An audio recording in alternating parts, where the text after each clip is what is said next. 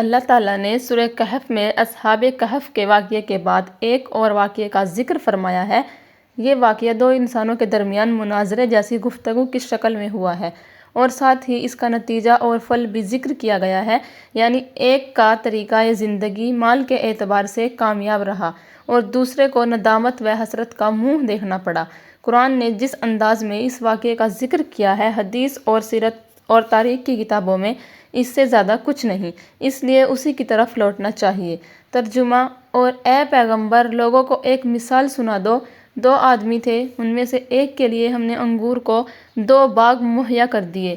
گردا گرد کھجور کے پیڑوں کا گھیرا تھا، بیچ کی زمین میں کھیتی تھی۔ بس ایسا ہوا، دونوں باغ پھلوں سے لد گئے اور پیداوار میں کسی طرح کی بھی کمی نہ ہوئی۔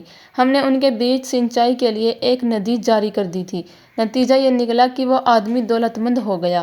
تب ایک دن گھمنڈ میں آ کر اپنے دوست سے، جسے خوشحالیاں میسر نہ تھیں، باتیں کرتے کرتے بول اٹھا، دیکھو میں تم سے زیادہ مالدار ہوں اور میرا جتھا بھی بڑا طاقتور جتھا ہے۔ اور پھر یہ باتیں کرتے ہوئے اپنے باغ میں گیا اور وہ اپنے ہاتھوں اپنا نقصان کر رہا تھا۔ اس نے کہا، میں نہیں سمجھتا کہ ایسا شاداب باغ کبھی ویران ہو سکتا ہے۔ مجھے امید نہیں کہ قیامت کی گھڑی برپا ہوگی، اور اگر ایسا ہوا بھی کہ میں اپنے پروردگار کی طرف لوٹایا گیا تو میرے لیے کیا خٹکا ہے، مجھے ضرور وہاں بھی اس سے بہتر ٹھکانہ ملے گا۔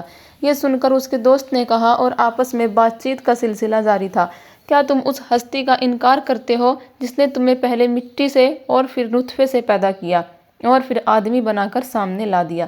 لیکن میں تو یقین رکھتا ہوں کہ وہی اللہ میرا پروردگار ہے، اور میں اپنے پروردگار کے ساتھ کسی کو شریک نہیں کرتا۔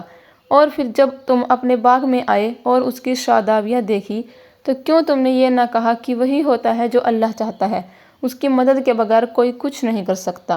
اور یہ جو تمہیں دکھائی دے رہا ہے کہ میں تم سے مال اور دولت کمتر رکھتا ہوں، تو اس پر گھمنڈ نہ کر۔